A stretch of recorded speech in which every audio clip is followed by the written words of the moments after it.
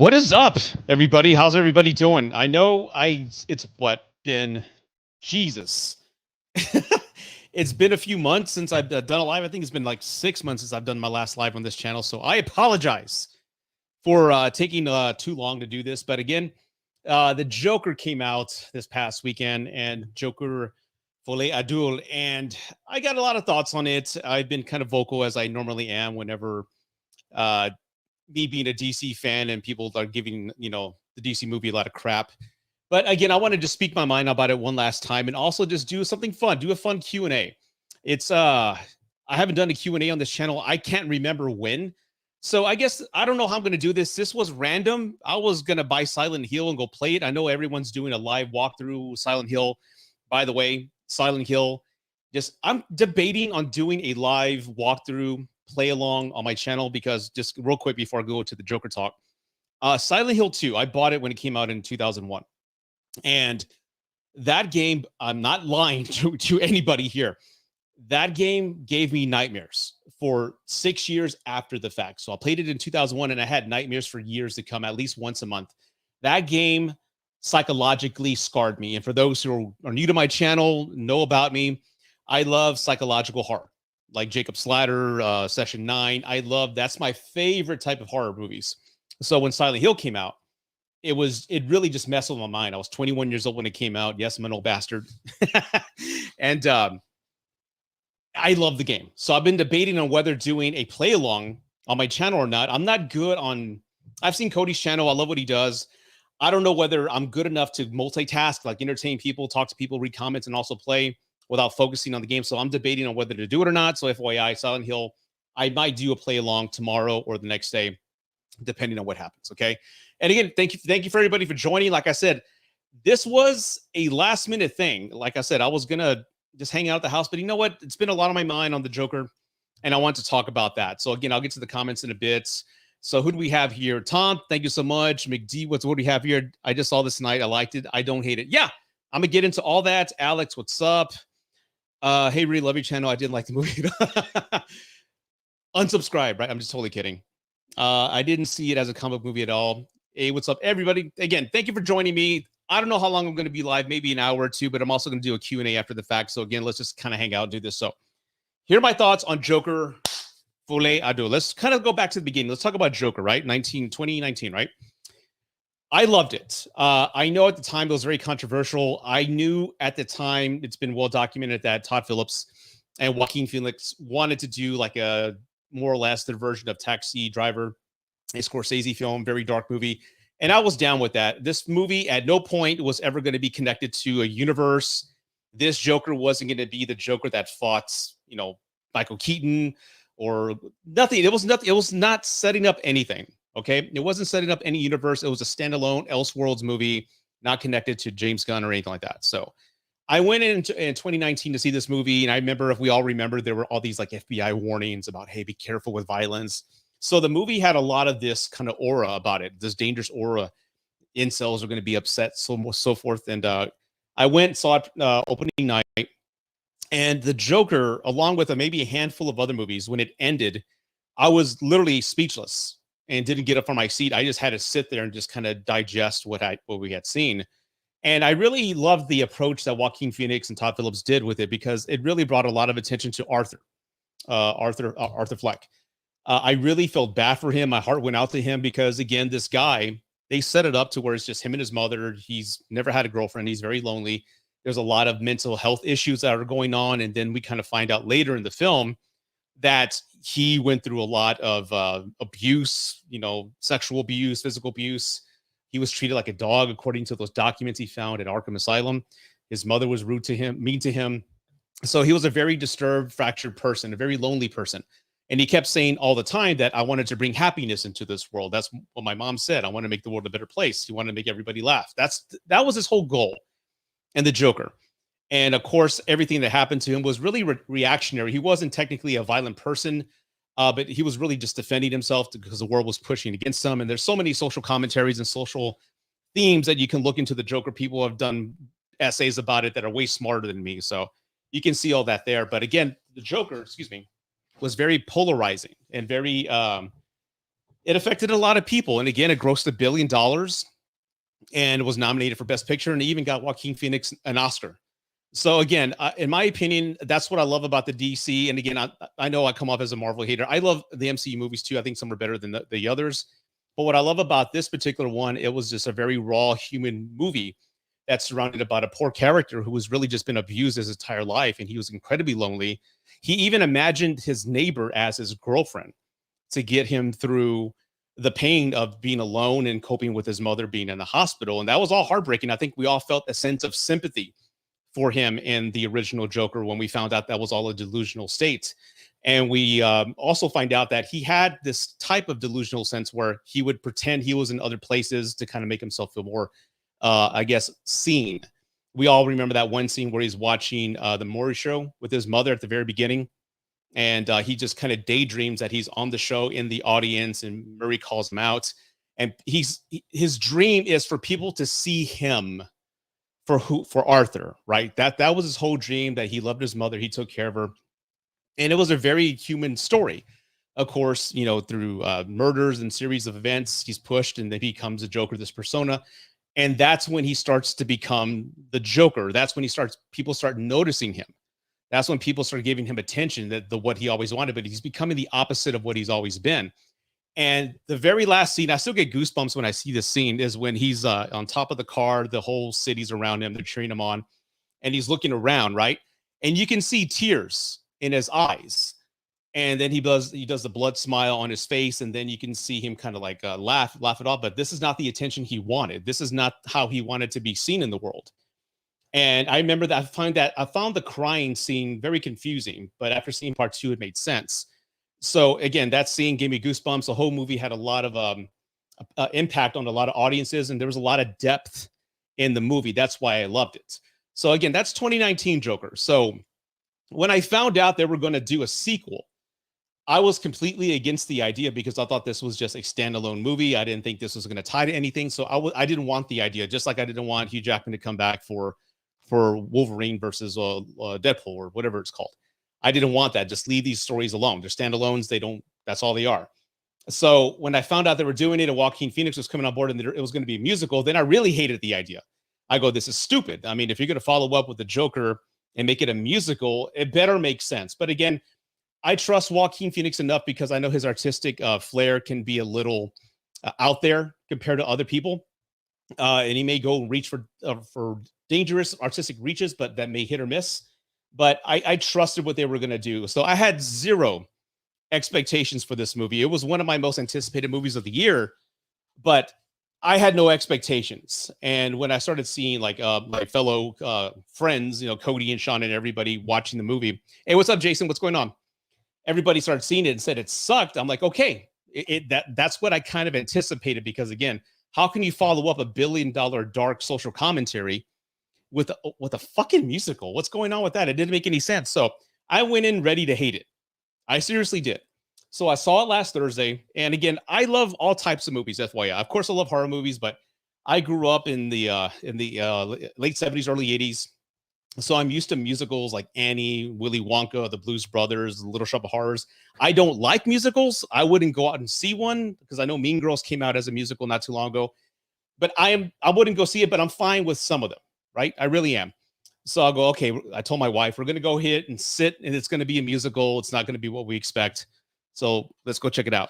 And I do agree with a lot of critics' criticism. Like this movie really didn't add much to the Joker story. It was like an epilogue of the original Joker, more or less. It's a courtroom drama. And it's really just talking about the events from the past, like revisiting.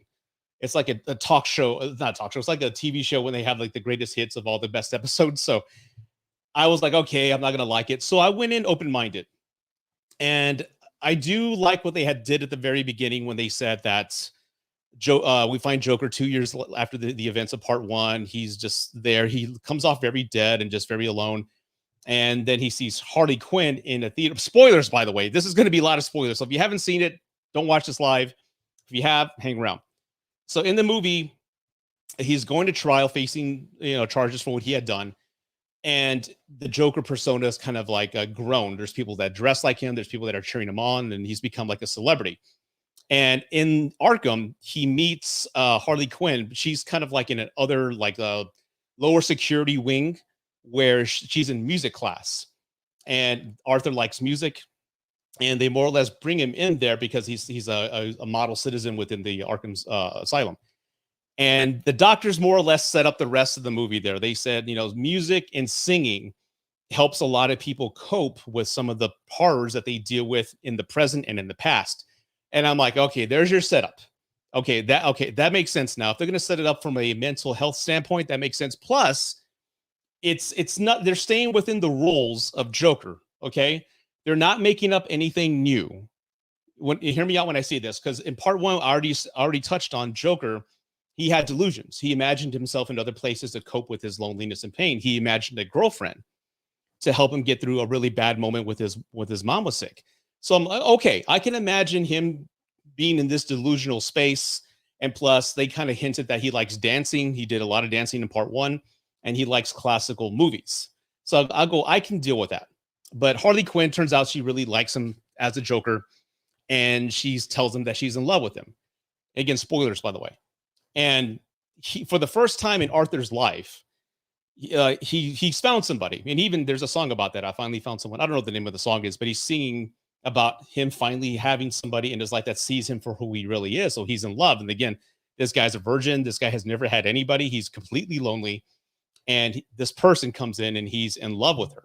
So I'm like, okay, this is not the take I was hoping it would be, but I see that. So it's more or less she's a result of his popularity of being the Joker. Anyway, as the film goes along, we find out that he's going to trial, and he's kind of pushing against this other idea. He's like, I'm Arthur, I'm not the Joker. He's having this back and forth. His attorney's trying to convince him that, look, this is not you. You're not the Joker. You are Arthur. You're suffering from mental illness. So he's got this crisis, this internal crisis of duality within him. So I'm like, okay, that's interesting. And again, this is my opinion. I'm being totally biased here. I go, hey, this is kind of interesting. This is not what I expected, but it's more like an internal crisis because again, we kind of had that a whole concept in the part one, right? Where he didn't want the Joker persona, but it gave him the attention he always wanted. And now he's living with that. So it's like, he's kind of caught in between. Do I stay in this space that it's not authentically me, but I'm finally being seen and I finally have somebody I love in the Harley Quinn, or do I stay true to myself as Arthur Fleck? And he goes through back and forth. And one of my favorite scenes, I don't know the actor's name, but he goes by Mr. Puddles. He's the small man. I don't know if that's a proper word, but he's the small person in part one that Arthur let go. He says, "You've always been nice to me." He testifies against Joker when Joker's playing an attorney. He's representing himself. And that's the moment in the movie that I was like, oh, I see what they're doing here. And I thought it was very touching because Mr. Puddles is telling him, what happened to you, Arthur? You know what this means to me? Like, you were the only one who was nice to me. And you're the only one who didn't treat me mean. And you can see the Joker have like a crisis within himself. He's just like, I said no more questions, Your Honor. So like, oh, he's having that internal battle within himself. So he's fighting back the persona that he accepted because Harley wants him to be Joker and the world wants him to be Joker. But he's fighting back because he's finally realizing that, hey, I was supposed to come into this world and make it a better place. I'm not doing that. And when he finally realizes that the wrongs of what he's doing is when he goes back to Arkham. And I didn't see the scene. I guess I didn't see it that way with the guards assault him sexually. I didn't see that. And one of his good friends within Arkham is beaten to death because they're cheering him on. Like the Joker persona has kind of fueled this livelihood, this life in all the inmates, kind of like similar to One Flew Over the Cuckoo's Nest, where you have a place that's asleep. An inmate comes in and brings life into the whole space. You have that.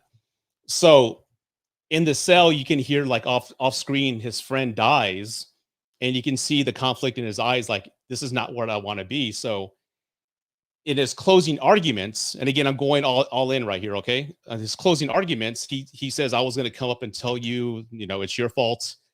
I was going to say something mean and, stand up in front of you and defend myself as a Joker, but he goes, there is no Joker. It's just me. I don't like what I've become. And I'm like, this is me in the theater. I'm like, this is so fucking interesting.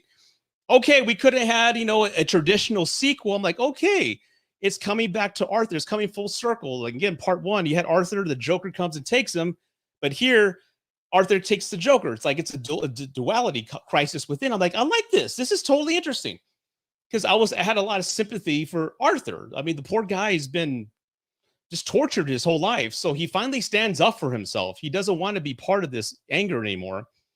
There's a few scenes that happen, but there's a car bombing that the Joker fan base had set up to kind of get him out, or just it calls a terroristic threat, I guess. I don't know. But he kind of just waddles out there, and some of the Joker people who planted that bomb see him and they go, let's get you out of here. So like the fandom that he's created, this evil set of people who are doing wrong and just total anarchy, are helping him escape, but he doesn't want to be part of that. So he runs out of the car to get away from them because that's not the life he wants. He wants Harley. And what breaks my heart, this really broke my heart. Again, I did not expect it to have such a heartfelt, operatic, tragic ending, man. But he goes to Harley and he tells her, like, hey, I love you. We're having a baby. Let's do this. But Harley doesn't love Arthur. She never wanted Arthur. She wanted the Joker. Okay, she wanted the Joker. So there he is again. He thought he had somebody. And again, from a guy standpoint, we've all been that guy who all he wants is a girlfriend. He wants to be seen for who he really is. I was heartbroken for him because Harley didn't want him at all. The thrill is gone. And every song in the movie, I know people hate musicals. I wasn't a fan of them. I truthfully think they could have cut out 20 minutes of musicals, in my opinion. But if you kind of sit through it, each song is telling to what he's going through emotionally. And the song she sings to him at the in the stairs is that show business. Like, it's over, we're done here. And I really felt bad for Arthur because he loved her. And that was the one thing he was striving to be part of. Anyway, I'm at the end now. He goes back to Arkham, but he's just simply Arthur. He's let go of the Joker persona. And there's this inmate that's always been in the background. We don't know who he is, but he's always kind of been there. And he was pretty relevant in that last shot. So Arthur has a visitor. He's going to go see who this person is. And that inmate stops him. And that inmate says, hey, I got a joke for you. You got time? He's like, yeah, just make it quick. And the inmate tells him the same joke, more or less, that the Joker, that Arthur told Murray.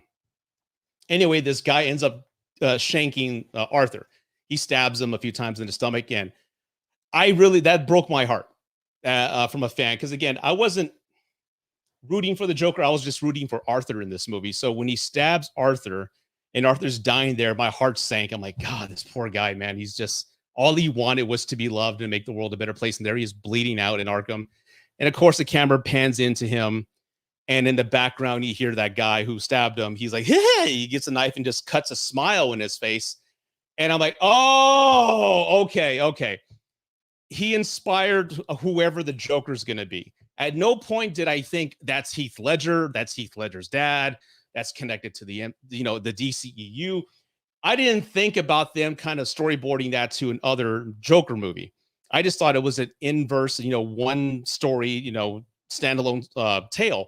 So I'm like, oh, so he inspired the real Joker. Oh my fucking God. Like, okay. Mind blown. So again, I left the theater incredibly sad. I don't know if anybody felt that same way I did, but I felt heartbroken for Arthur because again, just this guy was just, he had the worst life, man. He had a mother that abused him. Nobody loved him. Nobody saw him until he became something he wasn't. He finally thought he had somebody. And then he ends up finally just getting killed by the effects of that life that he created. So he died just the loneliest person in the world. So my heart went out to Arthur. And I walked out of the theater with my wife. I go, how do you feel? My wife felt the same way. Like, this is heartbreaking. This is really heartbreaking. I felt that way.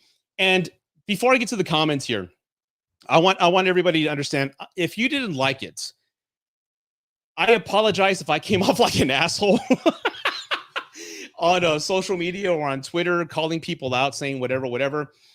When I'm passionate about movies, I love them. I'll defend them. But again, I know this movie is not being received well. I know it's hated. I know people think it sucks. I know people hate musicals. I know 3 couples in my showing, and there wasn't a lot of people. I think there were a total of 10 people there. A total of 3 couples left about midpoint through the movie. Okay, so I am not trying to convince anybody. If you hate the movie, if you think it sucks, if you think it's a waste of resources and a waste of a budget to tell this weak ass story when it should have been focalized on the Joker, that's your opinion. I respect that. I truthfully do. But for me, I think it was a brave, bold choice to tell this type of story. And I'm always, if you've been on my lives, if you see me on Cody's channel or on 31 on 31, you know I'm always saying I love originality. It'll have my attention. I will sit through a theater. I will sit through a 3-hour movie if it's a good story and it's got my attention. I will sit through it. I don't care how it's told. I will sit through this movie, and I appreciated what they did. It was a bold choice. Again, I truthfully believe Todd Phillips and everybody in house made the exact movie they wanted to make. And it reminded me of Superman Returns. It reminded me of The Last Jedi. Hell, Gremlins 2, Texas Chainsaw Massacre 2, every sequel that was like a fuck you to the industry. We're going to do our own thing. It kind of reminded me of that. But aside from that, fuck you, if I can say that. I hope I didn't get my demonetized here. The story made sense within the world and rules of the Joker that was presented in part 1. And again, this was supposed to be a standalone film. Was not supposed to bridge to a new universe or another story. This was simply a standalone Elseworlds movie. That's all it was. So I wasn't thinking he was going to be the Crown Prince of Gotham, the Crime Prince of Gotham, whatever he's called.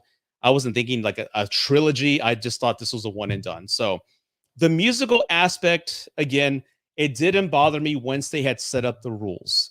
The songs that they sang made sense. The events that took place in the illusions kind of made sense to his mindset.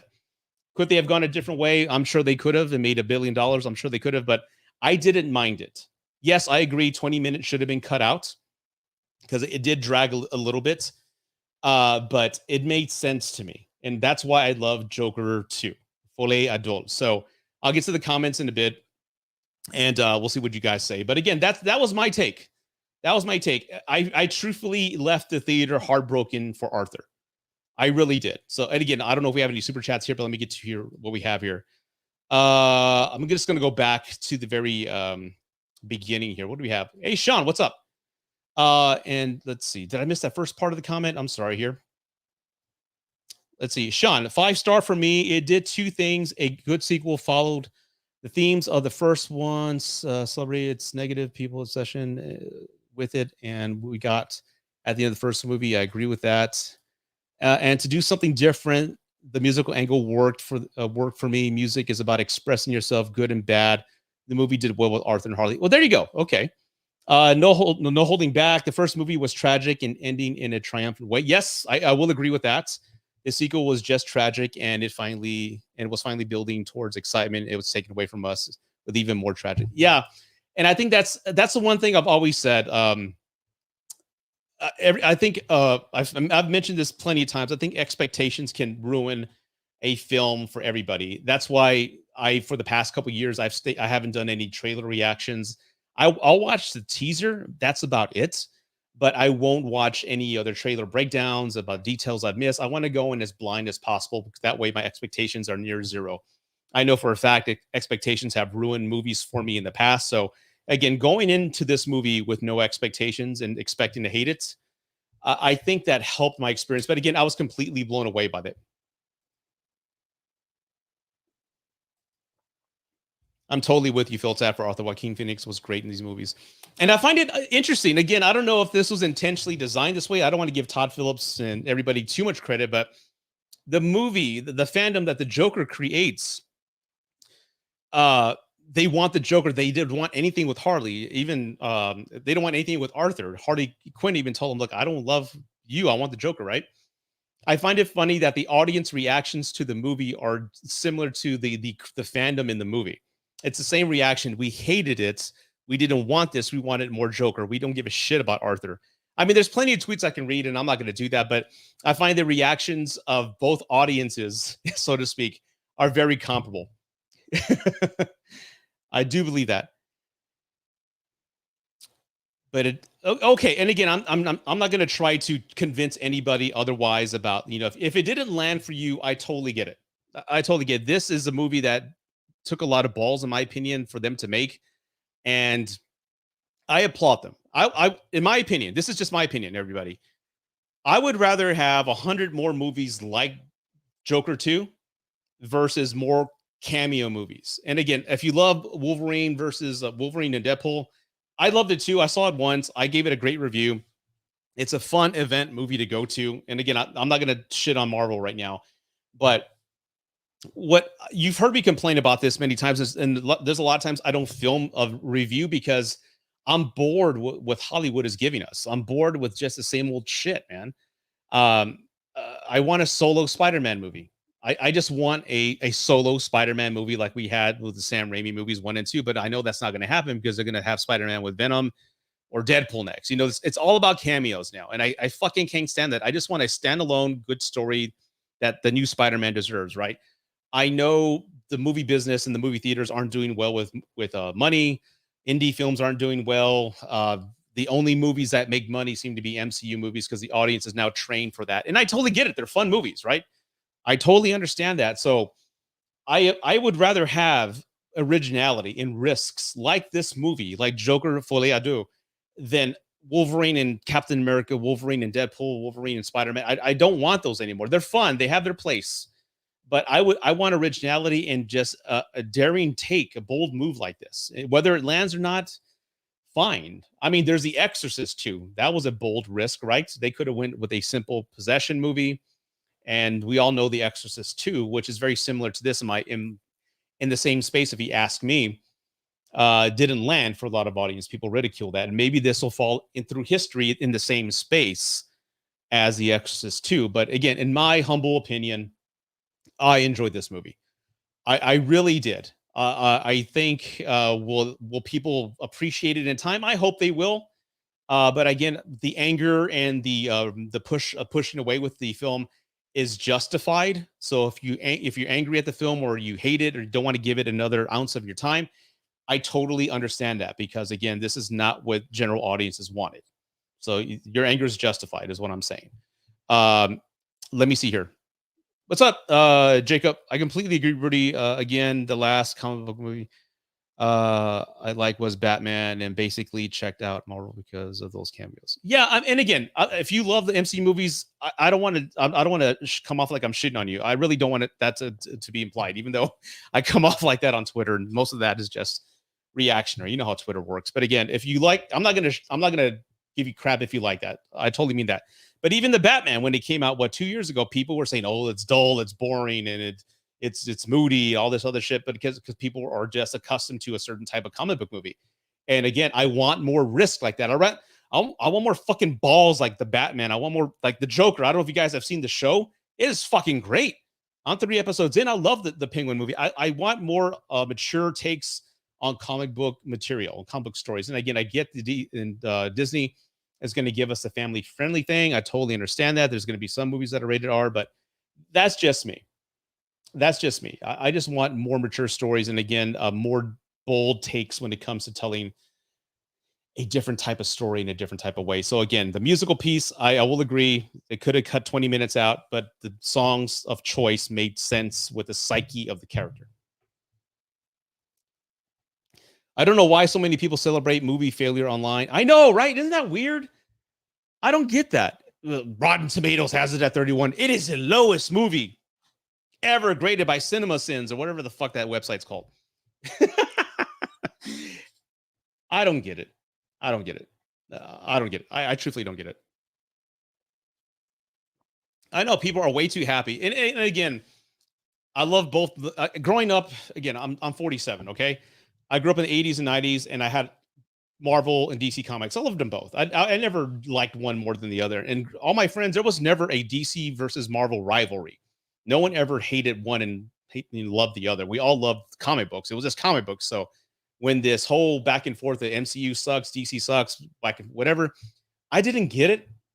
I truthfully didn't get it. They're supposed to be different. And this whole hate toward this movie kind of reminds me of the hate that Batman versus Superman got. It reminds me of the hate that Man of Steel got.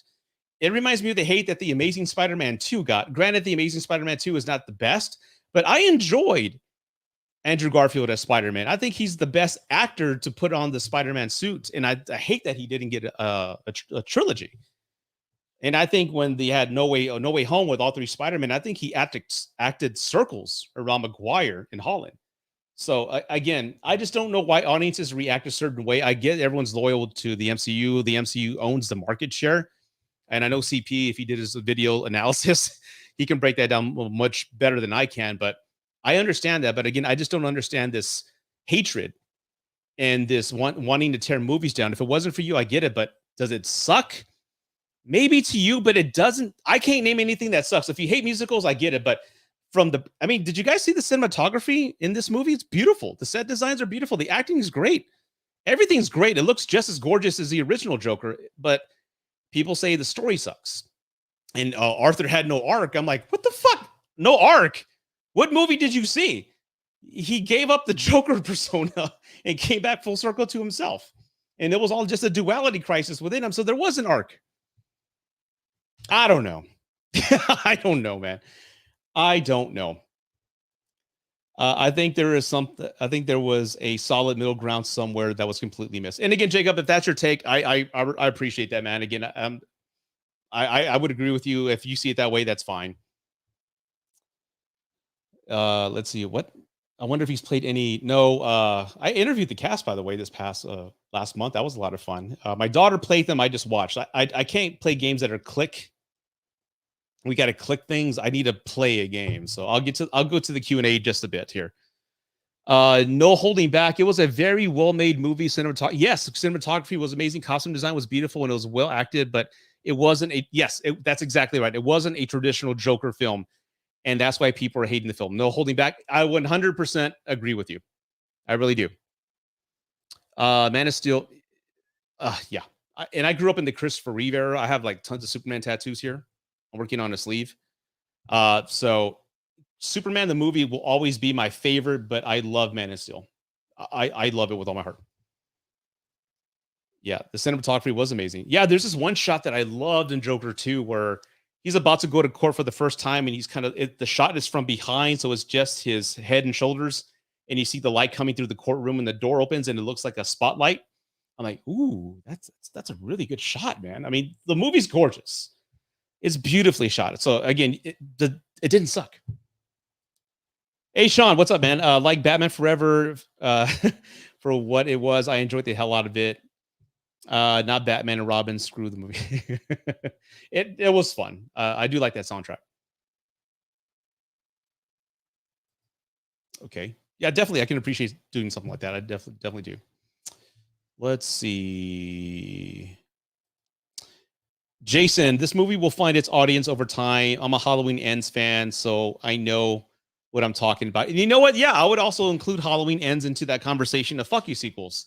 I don't know if that's the right term I'd like to use. It just sounds good, but like just broad takes that, that is clearly the vision of the director and everybody involved. They just want to do something daring and do their own thing. I was not a fan of Halloween Ends. I even did a watch along with CP, like I think 2 years ago when it came out. I think there could have been tweaked a little bit to make it worthwhile in the ends, but I respect their choice. And again, so I can totally understand that. And again, Halloween Ends has its own audience. I'm a big fan of Halloween Kills because again, when I go see a Michael Myers movie, I don't want a Coen Brothers script. I just want Michael Myers to kill people. And just a simple story. But again, I enjoyed Halloween Kills, and I know that's the one that's most hated. I definitely think Joker 2 will be a movie that 10 years from now people will revisit more. Probably. Maybe they'll write papers about it. I don't know. But right now, I know everyone's very reactionary, as the internet is and everyone's social media. But when I hear critics I respect, and I'm not talking my friends like Cody and Sean, I'm talking about other critics that I watch, like Campia and other ones that I don't want to name right now. But when they're telling me it sucks, it really shocks me. It really shocks me, and I hear the reasons they're telling me it sucked, like there's no story arc. I'm like, what? No arc? But I think everybody is just hurt because, like in the movie, everybody wanted more Joker. They didn't give a fuck about Arthur. Who do I think bombed the courthouse? Well, they say who bombed it. It's the guy dressed as a Joker and the guy in the car. I think they say it as they're getting away. I hope you could do the first 31. Well, I'm going to be on it this year. I've been been on it twice, so this will be my third time around, and I'm gonna make a little horror movie within it. So I'm, I've got some fake blood already that I've made. So I got some ideas. So I'm already gonna start filming that in a couple of weeks. But this is gonna be a fun one. I'm really glad that I'm part of the Autop Stream guys, and I love those dudes. They're awesome. Um, let's see here. You can't beat evil dies tonight. That didn't bother me so much. It was more or less, you know how horror movies are supposed to be like a stamp of what's going on in reality. And I know COVID was going on and panic and all this other BS misinformation. So I get what they were trying to do, and it didn't bother me. It truthfully didn't. Lord Campia, he did, and that surprised me because I know Campia. I agree with him on some things, but again, I was just disappointed by limited the vision was. Again, I'm getting the sense that people are like thinking of this movie, and I understand the position when they say it's a wasted opportunity, right? They could have done more. They could have done this. They could have done that. Yes, they could have done the traditional Hollywood stamp of just doing a sequel bigger and more villains, right? And it would have made $1 billion. But again, this movie wasn't supposed to set up anything. It was a standalone film. There wasn't supposed to be a sequel, and they made it. So again, I think they were resistant to do it, and that they said, yes, we'll do it, but we're going to do our thing. I think maybe that was a compromise. I got to watch more videos and find out for sure. Oh, yeah, man. They definitely rock, man. Definitely rock. They're the two good friends of mine. Alex, let's see here. A lot of people want movies to be made for them. Yes, instead of appreciating creative decisions made by an artist. Yep, that's true. That's true. We want what we want, right? So we expect what we want, and I think expectations is the killer of joy, man. So if you go into a movie expecting this and this and this to happen, or a cameo to be here, and it doesn't happen, you're gonna leave disappointed. So again, walk in and just enjoy it for what it is. That's all I'm saying. I don't think Halloween ends is a bad movie. I kind of liked it, but it was just the wrong concept. Yeah, it should have been Michael versus Laurie for majority of the movie. Cunningham story, it could have been a new movie. The Cunningham story just felt totally inserted out of nowhere. It's like, who's this kid? I mean, the pre-credit scene, like, what's going on? Who the fuck is he? They talk about him in the original? I don't know. So, yeah, it felt very forced. And I think if they had set it up maybe in Kills or the 2018 version, it would have been more accepting. But it just kind of felt like an idea just kind of thrown in last minute. But I get what they're trying to do. I just never thought of Michael Myers as a poison or a negative influence to turn people into evil. I never thought of it that way. So I was like, really? Okay. Yeah.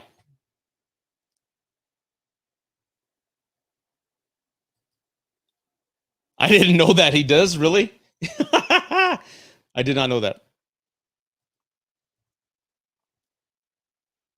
Now, Megalopolis, I want to see because I love Francis Ford Coppola. One of my favorite movies that he did is Dracula. If you haven't seen Dracula, that's a fantastic movie, man. I mean, other than Keanu Reeves' horrible accent, British British accent, it's really good. I really enjoyed it. Some of the best practical effects ever, and it's got classic Hollywood. And I don't think there's any CGI. I know CGI was this is 91, 92, right? I think CGI was like on the cusp of just kind of being fully integrated in movies, but this is like old Hollywood.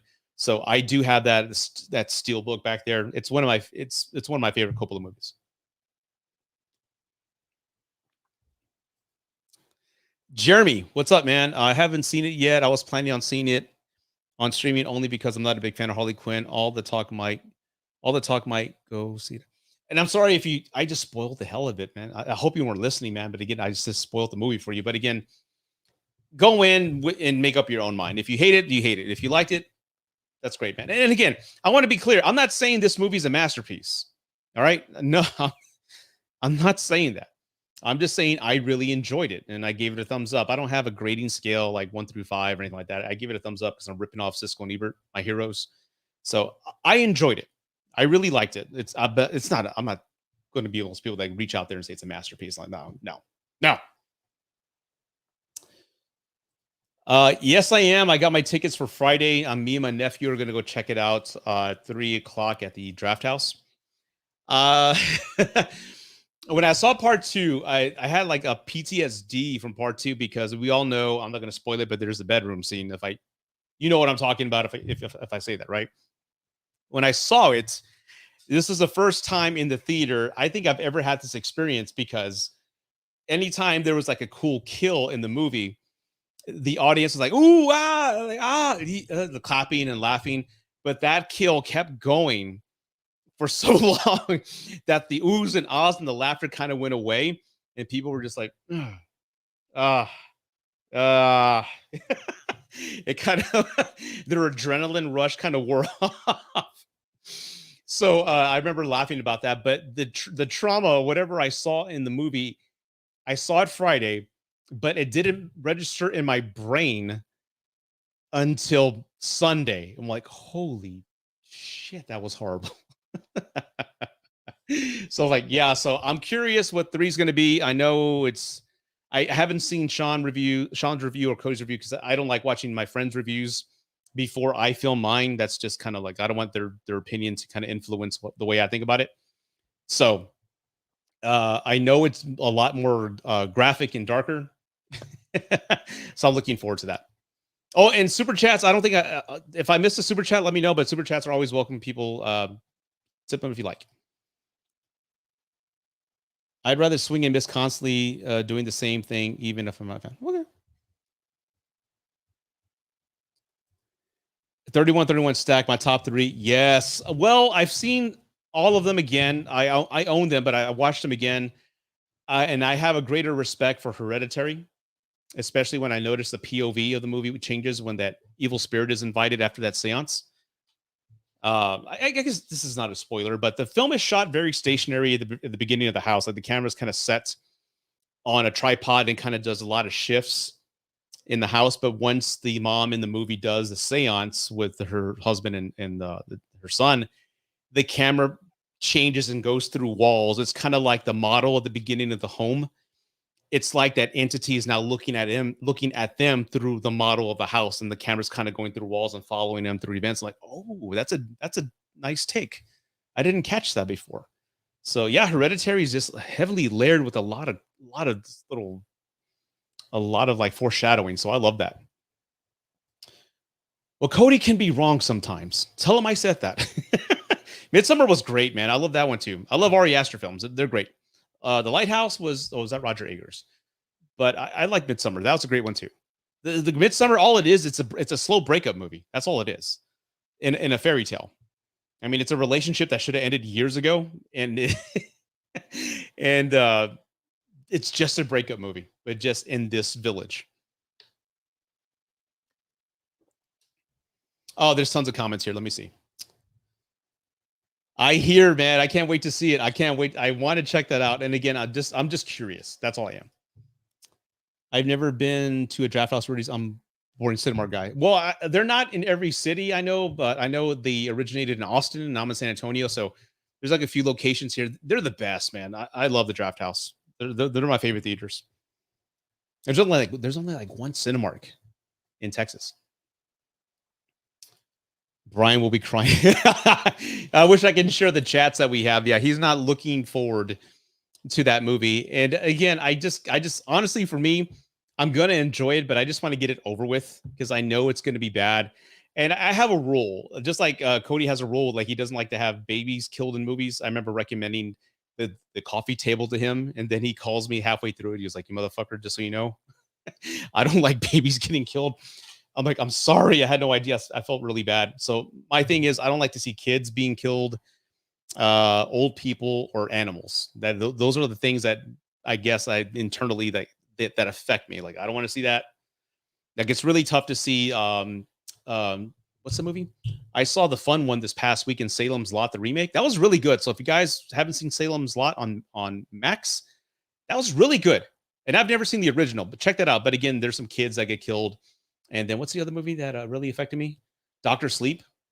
That was a really tough sit. There's this one scene that I couldn't believe they got away with, but that was really tough for me to sit through. So again, with kids, I have that threshold. Let's see here. I saw Terrifier 1 and 2 for the first time last week. I really like 2. 1 was okay.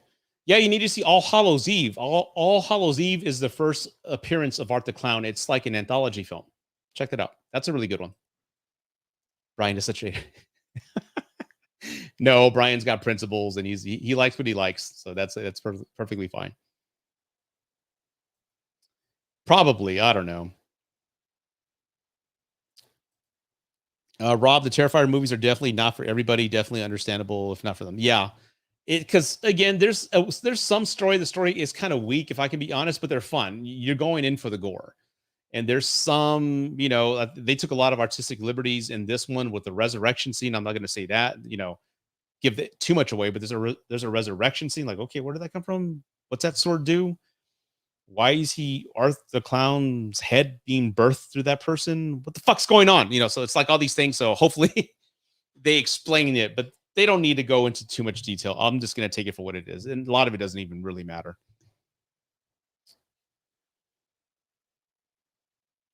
Yes, I am. Because my son bought me, when was it? 3 years ago. My son loves the Misfits. And of course, there's the Ghostface guy, right? The Ghostface character, right? The guy with the bones and all that. I forgot the name of him, but he's in those classic movies, those classic serials. So we started watching a lot of classic horror movies, and we bought like through a garage sale all these DVDs of Dracula, Frankenstein, the Wolfman, and we've seen them all.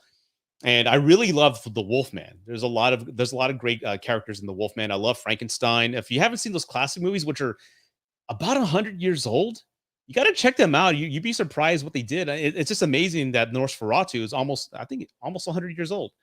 Of course, the effects are not going to be what we're used to, but I do love the original, what they do with shadows, and I'm looking forward to see what they do with the modern lens. So, oh yeah, I'm really excited with Nosferatu.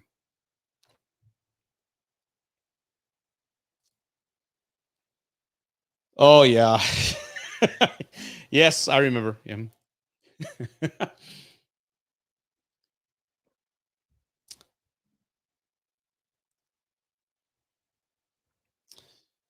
Well, Florence, if you, how do you pronounce her name? Pugh, Florence Pugh. The characters are some of the most insufferable people. Yeah, they are, but again, from a breakup standpoint and a relationship standpoint, I do love it. It's like, hey, it's a great movie. That's your thing. Okay, we all have our thing. I totally get that. I guess you're referring to the Joker movie. Yeah, I just finished talking about that, and I'm kind of going through a quick Q&A. Let me put that banner up. There you go, Q&A. I get it. It's not for everybody. So again, I'm not going to be hating on you or talking any shit if you didn't like it. If it wasn't for you, it wasn't for you. I can't watch babies. Yeah. Don't watch Coffee Table.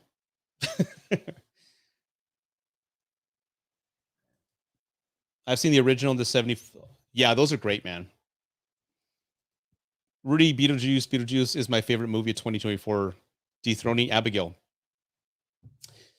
I love Beetlejuice. Beetlejuice. I don't know if anyone's seen my review. It only got like 300 views, which is, I guess, it is what it is.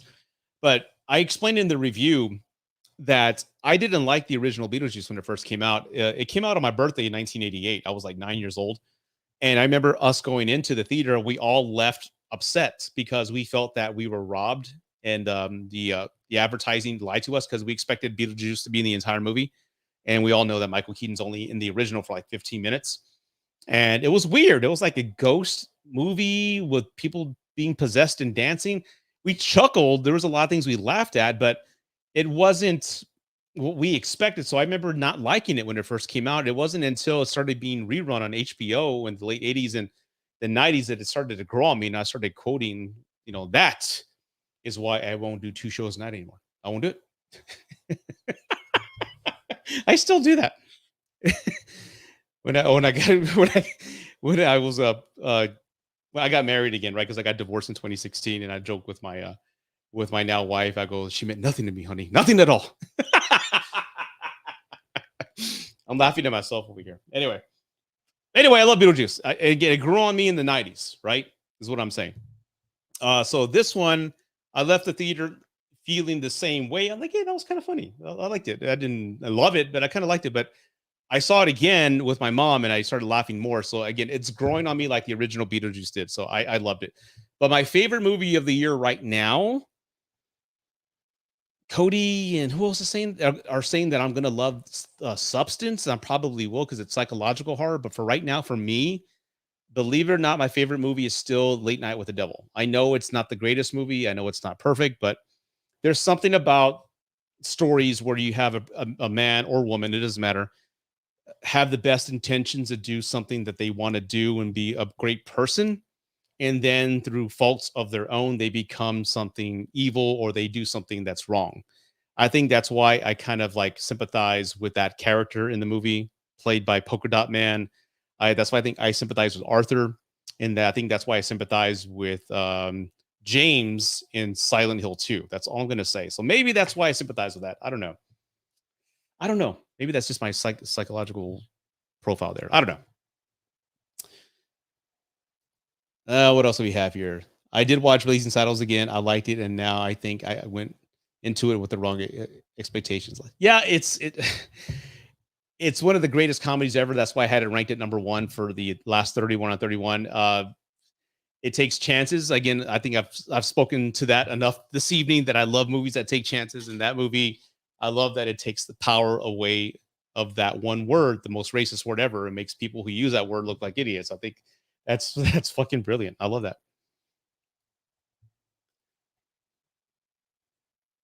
I actually love the Graves album more than he does. He likes the Glenn Danzig albums. Famous Monsters is one of my favorite albums. Saturday Night is one of my favorite Misfit songs.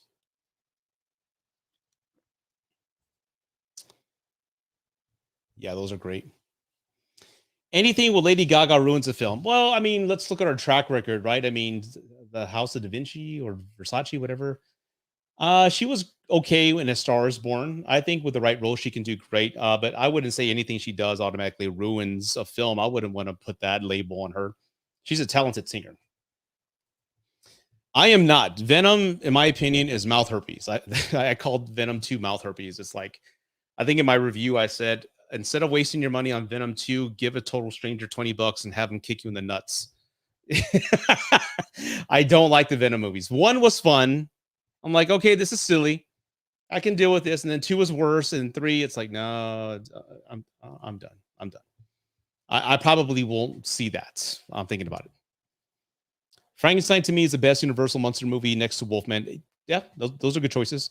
The rest are too outdated when it takes me up. Yeah, that's true. But Frankenstein, again, I have a lot of sympathy for the Frankenstein monster or the monster. Which are your favorite Batman villains that you'd like to see on the big screen? Oh, definitely Mr. Freeze. I think he's long overdue. Hush, I'm looking forward to that.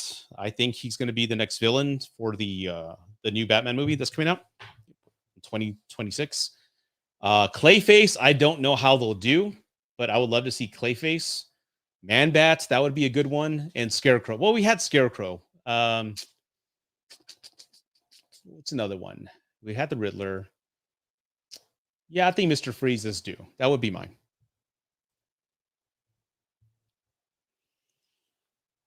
Let's see.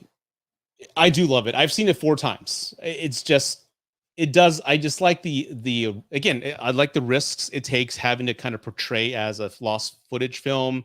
I love the costumes. I love the aesthetic of it, having it look like a film in 1977. I like things that are just off the side and just not the traditional norm. That's just me.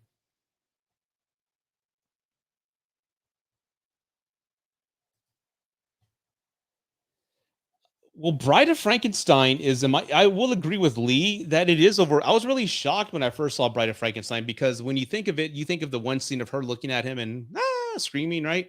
That's like at the last 5 minutes of the film. The entire movie is just weird. It comes off like an odd comedy, and like, what's going on? What? There's like these little small people dancing in jars at the beginning. It doesn't make any sense. So again, it was a letdown for me. I guess my expectations were a little high. I haven't seen that yet. There's a lot of movies I need to check out. The Substance, I want to check that out because I heard it's really good. I hear Transformers 1 is really, really good. It's like a falsely advertised or wrongfully advertised. And I'm an old guy, so again, I was that kid watching Transformers the movie in the theater when Optimus Prime died and crying. They killed Brawn and Prowl. Everyone's dead. So yeah, I was that kid crying and traumatized with the original Transformers movie. So I'm always been a fan. The Michael Bay movies were okay. I don't know any of them except for the first one. The first one's the best one in my opinion. Uh, I did love Bumblebee was fun. I do like that one. But I'm looking forward to see that one. So I got to check that out again. I really do. But Speak No Evil, yes, I need to check that out.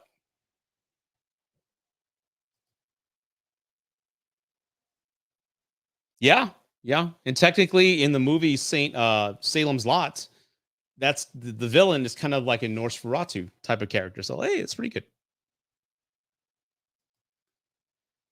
We have never got a proper version of Venom. Yes. And that's why I remember when the Joker came out, I think at the same time, I think what was it? Venom was coming out at the same time or Venom 2. Can you imagine if Disney had like an off branch of the MCU or Sony that took films and made them instead of comic book movies, they were like rated R graphic novel movies, kind of like Logan, kind of like what's another good one? Dread, maybe, kind of like what's another good Joker? Imagine if they gave that same level of treatment to Carnage. Oh, oh, that would be fucking awesome. Can I curse on YouTube? I hope I don't. I hope I do. But you know, something graphic like that, just like, hey, these are rated R movies. You can have the fun family movies. This division over here is going to give us graphic novels. Ooh, that would be awesome. Oh, super chat. Thank you. The Chernobyl INPPL. I don't know that the abbreviation is, but thank you for the super chat. That's $5. Thank you so much. You know, after watching last year's Pain and Suffering at 3131, watched what's WT? What's WT? And Hellraiser, and I regret nothing and everything. Wrong turn. There you go. That was my very first ever 31 on 31, and I'll go, yeah, are the movies always this shitty? Do we pick good movies, guys, or is it they're always this bad? Good Lord, man. Yeah, those wrong turn movies were after a while, I just like fuck it, let's just watch it. You know, I don't care. Boobs, sexing, death, boobs, sexing, death. I'm like, okay, I can live with that. But Hellraiser, yeah, after 3 is when they kind of got a little bad. I did love Inferno. Inferno was really good. That was my favorite. I even did a review on it, and I wouldn't think I'd do a standalone review on Inferno. I'm like, hey, again, it kind of reminded me of Silent Hill.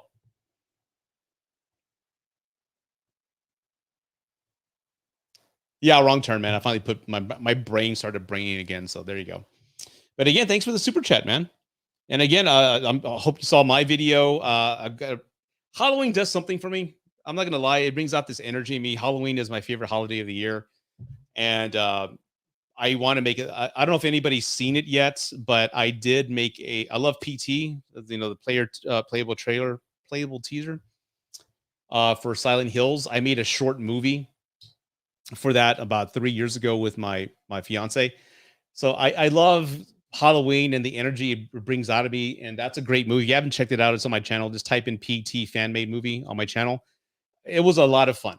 So I'm looking forward to the little short movie that I'm making for 31 and 31. I have some ideas. I'm not going to give anything away, but I just love the creativity on that. I love having fun.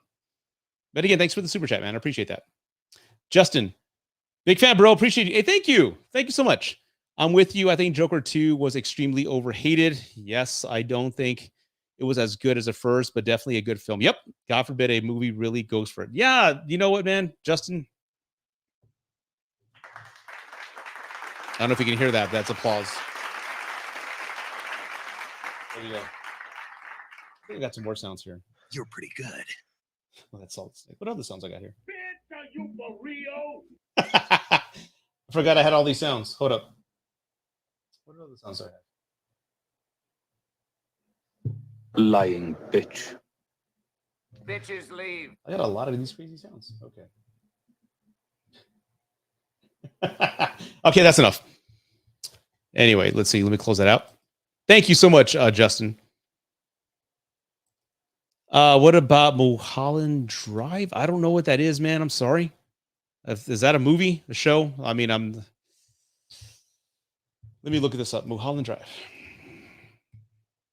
It sounds familiar. It sounds like I should know it.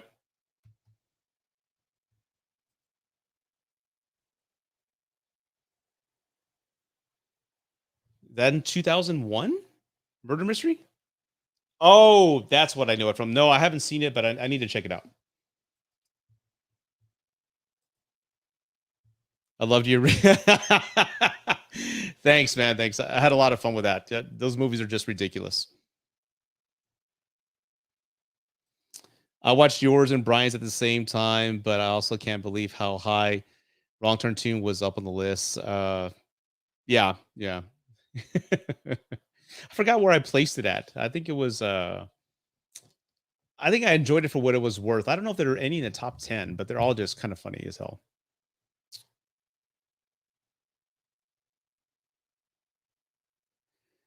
Uh yeah, dude, I love them. I mean, 3 episodes in, I love the show. And again, it's kind of like a Sopranos movie. It's kind of like the Sopranos, but in the world of the Batman.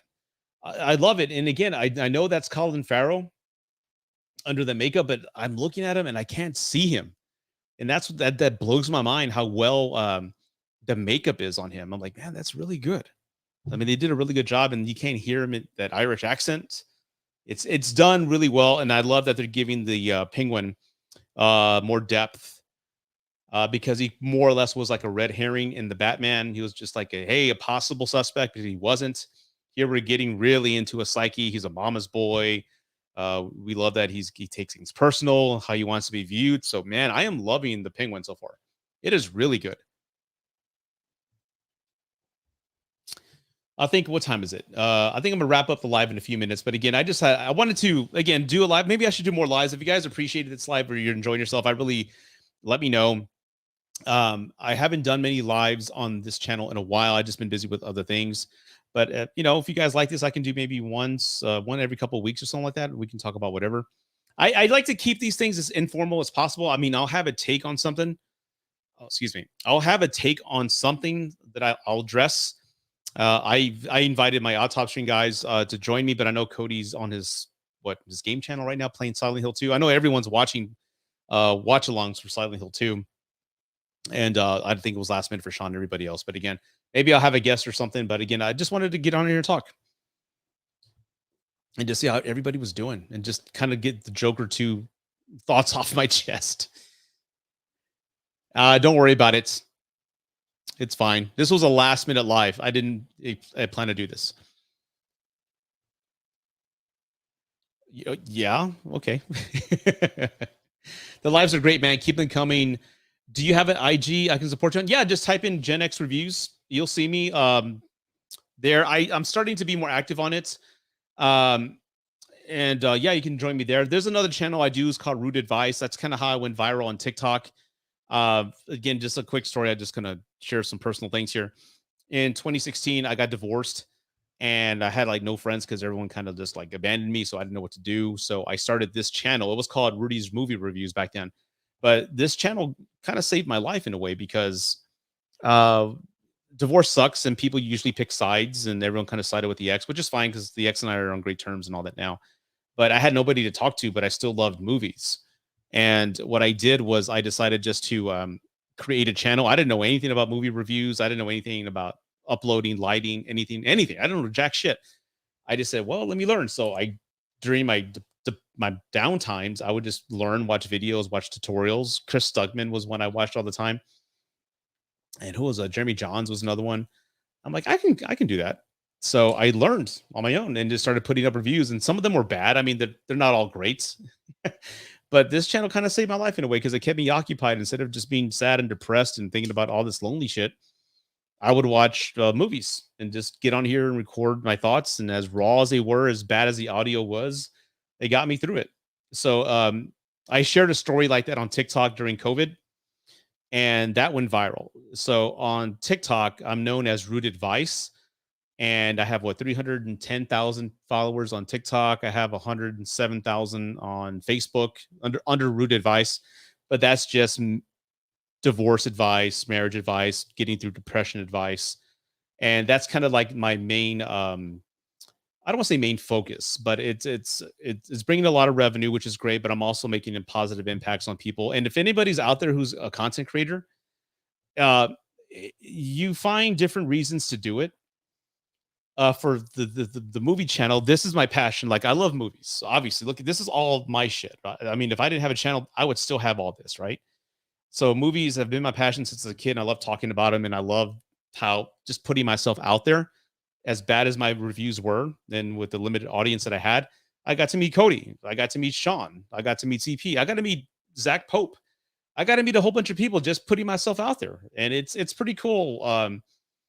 How welcoming the YouTube movie community can be. Just like, hey man, I saw your review, that was really good. You know, I was expecting everybody to kind of talk shit, but just putting yourself out there brought me this, right?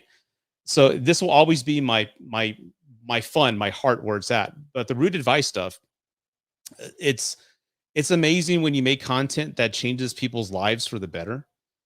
When there's been at least 9 to 10 guys who've been on the verge, and I know I'm getting deep here. I'm sorry if I am, but there's been at least 9 to 10 guys who considered doing something to themselves, and they send me emails and messages saying that your videos gave me hope.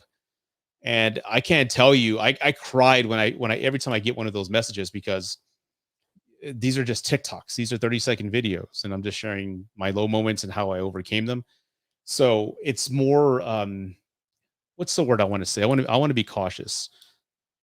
There's so much more fulfillment in my heart when I'm making a positive impact on somebody's life. And I never thought I would actually do that.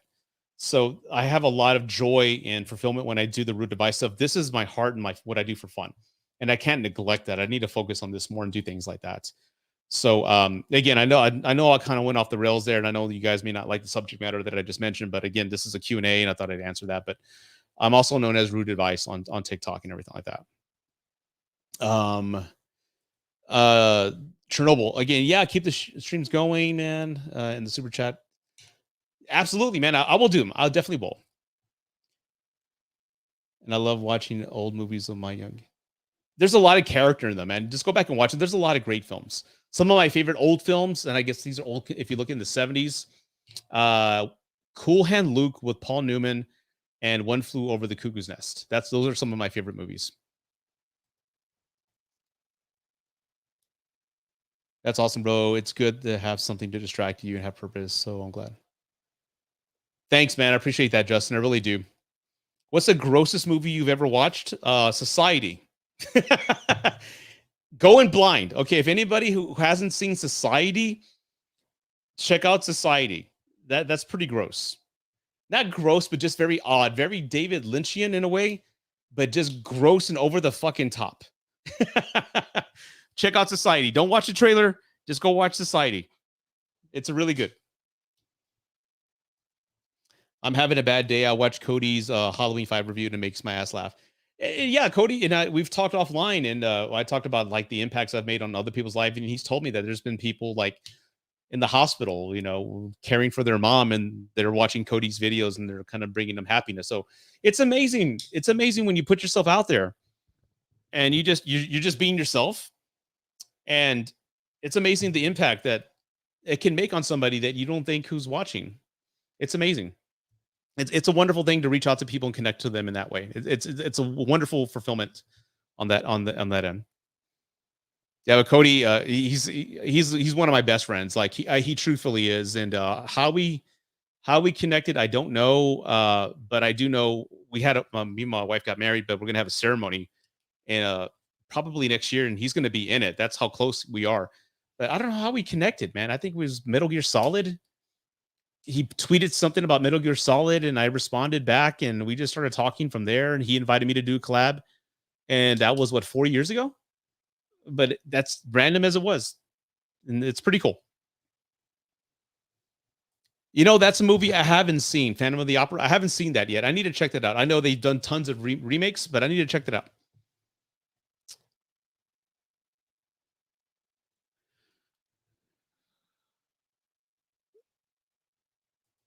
Yeah, Hostel 3, I wasn't a big fan of. I think it's in my review, I think on the 31 and 31, I said this was a big letdown because it was like CGI cockroaches, and you go in for the graphic kills, and they kind of took that away in this one, and it was kind of like it didn't feel like 1 and 2.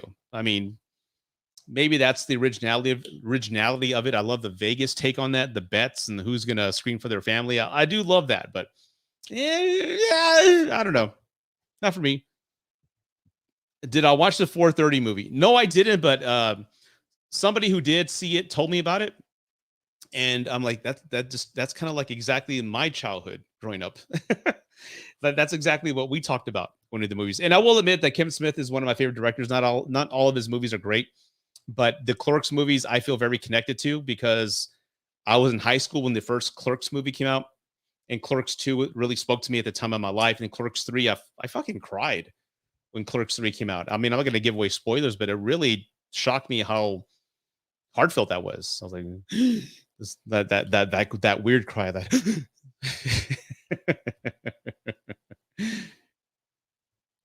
let's see here. Yes, I watch Clockwork Orange at least every couple of months. There's something about Stanley Kubrick movies that I love. I just saw for the first time ever Dr. Strangelove, and that's a dark comedy. That was hilarious. If you haven't seen Dr. Strangelove, check that out. That was really good. Peter Sellers is the bomb in that movie. But yeah, I watched Clockwork Orange because, again, I'm not smart enough to understand it. I kind of get the concept of it, but I've never sat down pen to paper to do a review because intellectually I don't have the words. I think Brian or CP are the best out of all the people that I know. Cody's Cody, Sean is Sean, but I think the best writers are probably Brian and CP. What makes me, I'm probably the worst movie reviewer out of all my 4 friends, but how I review movies is how they make me feel. I know CP and Brian go with the analytical piece, more of the structure of the filmmaking, because they're more educated in that space. I totally get that. So I love listening to their reviews. I really do. But that's, for me, I think I'm the worst one because I'm going with feelings. So I can't put to words how Clockwork Orange makes me feel. It's just very hypnotic and very visually beautiful to watch, man. I love that movie. I just love it. There's every scene I'm just kind of dissecting everything frame for frame. You just looked it up. Yeah, don't watch it. I mean, don't watch any reviews. Check it out. It's just weird ass. It's a weird fucking movie.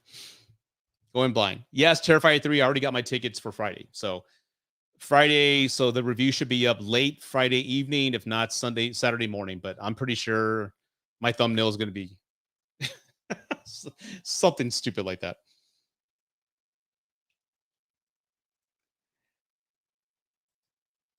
Oh, Freddy's Dead is trash, man. No, I haven't seen that. I kind of stay away from political movies. I can't stand politics. One of my favorite Ramones lyrics is one thing that makes me sick is when someone tries to hide behind their politics.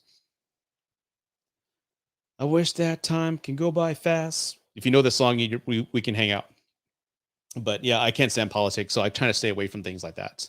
I mean, you can't really have an opinion nowadays because everybody will destroy you and all that. So it's so weird nowadays. I stay away from that. But my favorite nightmare movie, yeah, because he hates that movie. But I think my favorite nightmare is probably 3, Dream Warriors. That's my favorite. Halloween 3 is gross in a good way. This Halloween 3? Really?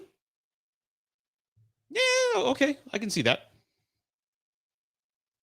Hey, thanks, man. I appreciate that. Everyone has their own different style. I totally get that. I love Eyes Wide Shut. That's another movie that I would love to do an analysis on. But again, I just can't put pen to paper the words that I want to say. It's just something. Every Kubrick movie, once it starts, I don't care what I'm doing. I'm just like this.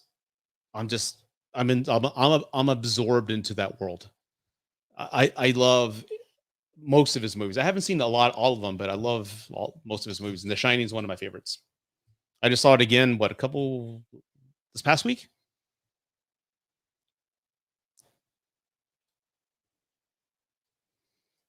Dead Alive. I haven't seen that one. I don't know that one. Oh, here we go. Sharkman, what's up, man? Rudy just saw Joker Folie Adul in IMAX. Very confused with all the criticism. Thought it was brilliant, just as good as for. Hey, there you go. That's awesome, man. Begin! nutrients. That's not what I wanted to say. There you go. That's for you, Sharkman. You're pretty good. You're pretty good. There you go. You get one of those. Oh, and who gave me the super chat? Earlier, who gave me the super chat? Chernobyl. Here you go. You're pretty good. You get that audio take. There you go. You guys can hear that, right? I hope you can. Yeah, again, I understand people walking in with expectations of what they wanted, but go back and watch this entire video. I break it down and explain why I enjoyed it. It wasn't what everybody wanted. I didn't want a sequel to this movie, but again, going in and watching it, like, hey, it was very heartfelt. I walked out incredibly sad and heartbroken for Arthur. What's the movie that makes you cry the most? Oh my God. It's something, you know what? I don't know if everybody's on, I don't know what everybody's age is, but I'm 47. But there's something about when you get to your midlife.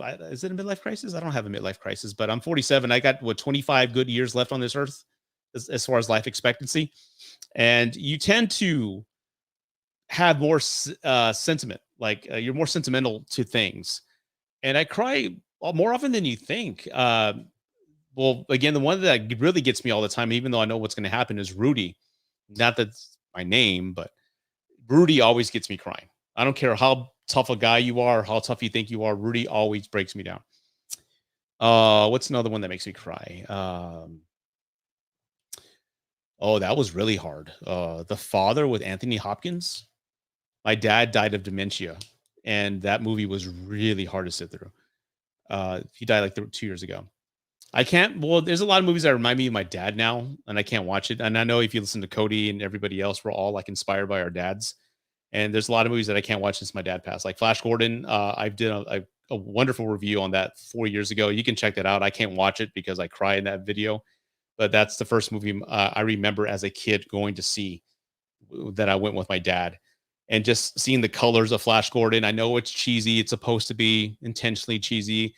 But seeing the colors on the screen and just the Queen soundtrack, shit, I'll never forget that day. So a lot of movies that remind me of my dad now. But yeah, that's about it. I'm never gonna watch that shit. No. If you wanted to see that kind of crap, I think go to what is it? CP? Wasn't he doing reviews on those horrible movies? I'm not gonna waste my time with that. No. The most disturbing movie I think I've ever seen was Cannibal Holocaust, I think. And that was, other than the animal scenes, which I thought were horrible. I had to turn away from the animal scenes, but the rest of the movie, it looked too good. It's a found footage movie. I don't know if you guys have seen Cannibal Holocaust, but the death scene at the end looked too real. I'm like, how the fuck they shoot that? I mean, but it looks really good. Hey, I got another super chat. No. no. I'm not going to watch it. No. Again, like I mentioned earlier, I'm very protective about babies, animals, and old people. And I think there's a scene in with a baby in that movie that I don't care to want to hear or see. Not for me, man. Not for me. I'm not going to do it. I can't do. Nope. Just saying, Holocaust doesn't even compare. I bet. I mean, it's intentionally designed that way, but I'm not going to go watch that. No. I just was watching Faces of Death on Shudder. But what other movies that really are disturbing? There's a foreign film with Antonio Banderas about like changing somebody's sex. That was really disturbing. But I'm very desensitized. Like it's really tough for a movie to really get me. And like, oh, I can't watch that. I don't. There's movies that I kind of stay away from, but there's not a film that really I won't visit. Or if it's pushing a boundary way too far, because there's like everybody's seen that meme of that iceberg, right? Where they have all these movies you see, and then you down here you see like, I don't know, Human Centipede and things like that. Those are just gross for the sake of being gross. I won't watch that. The Skin I Live In. Yeah, that film was like, whoa, that was really interesting. I love foreign films. When Evil Lurks, that's a really great film. I love that one. I love foreign films because there's no rules. They don't give a fuck who dies. But when Evil Lurks, that was great.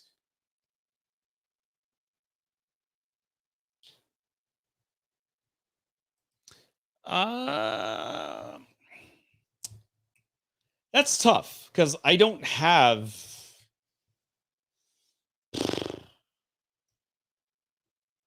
I want to say Halloween. That's what my brain is telling me to say.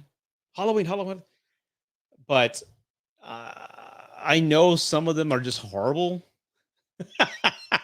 So I don't know. I enjoy them. I enjoy the music.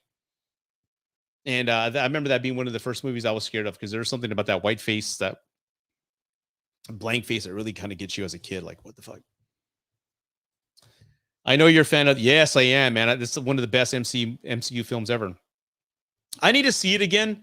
I remember I went to the theater to watch that, and I remember I was so distracted with the transitions on the screen. And again, it's a bold move, right? I think Ang Lee is the one who directed it. And just like Todd Phillips with the Joker, it goes in a direction that maybe wasn't landing for audiences. So I owe it. I definitely need to review that since the Hulk is one of my favorite superheroes of all time. I've met Lou Ferrigno a couple times. He was one of my heroes growing up. When I was a kid, we didn't have the MCU. All we had was the Chris Reeve movies and the made for television and the Hulk series. That's all we had. Another super chat, man. Dude, thank you. You're keeping me up here, man. That's awesome. Yeah. Yeah, I would agree with that. I mean, for you, but again, I can't agree with you because again, I have never seen Serbian film. I just think there's more context in The Skin I Live in. That movie was like a trip. Like, what's he doing to that guy? What? Everyone's telling me that. You know what? I've never seen it. Requiem. I need to check that out. I do. I love that Universal Monsters are making a comeback with Wolfman, James Wan Creature for the Black Lagoon, and Gamila. Yeah, I can't wait to see that, especially with that modern take, because these are the movies that inspired, like John Carpenter, Wes Craven.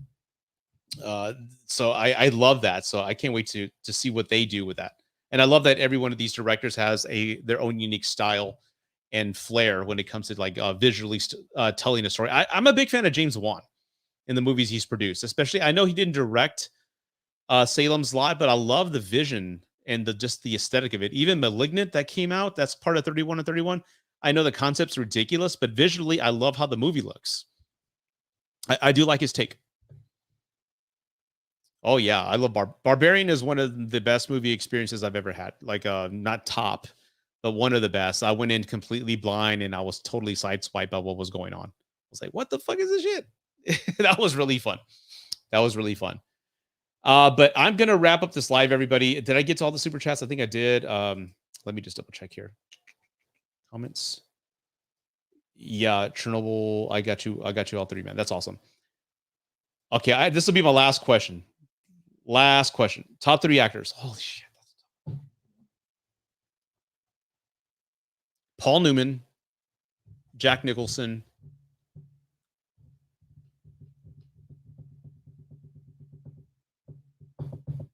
Oh, what's the third one? And Daniel Day-Lewis. Those are my favorite actors. Daniel Day-Lewis terrifies me. One film I watch every year, once a year, is There Will Be Blood.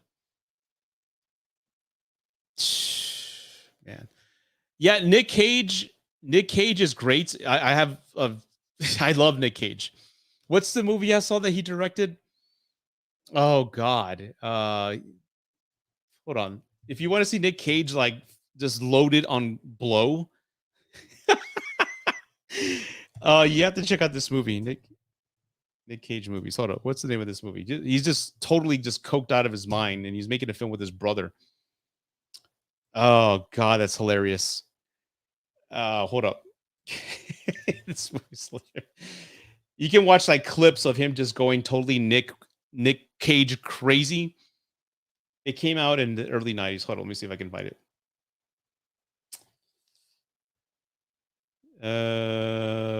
Where's that movie? Where's that fucking movie?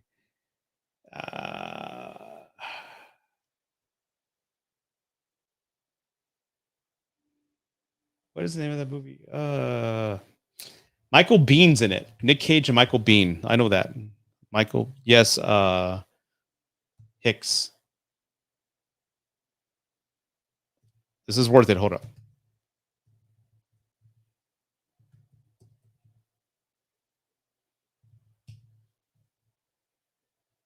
Oh, Deadfall. The name of the movie is Deadfall. It's stupid. It's completely stupid. It's hilarious. You have to check it out. Just watch some clips on YouTube of him just going totally Nick Cage out. It's hilarious. Let me see if I can find it. Hold on. Maybe I can share it.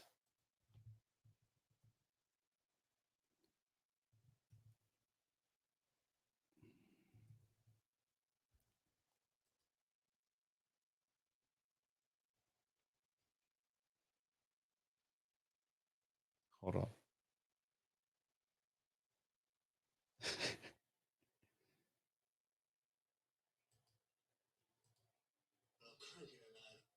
on. Hold on. I'll just play a couple. I'll play a couple clips and then I'll end it because this is just hilarious. So much for being monetized, right?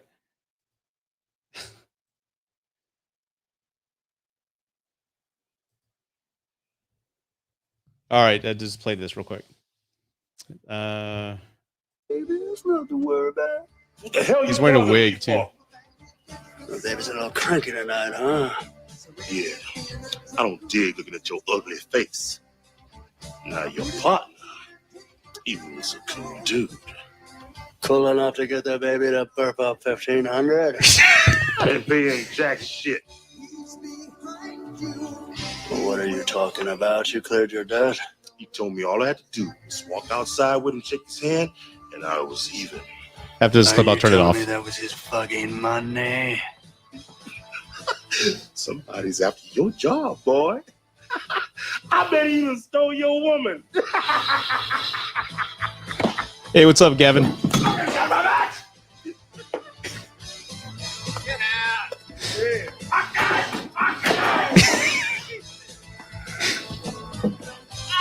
Look at that!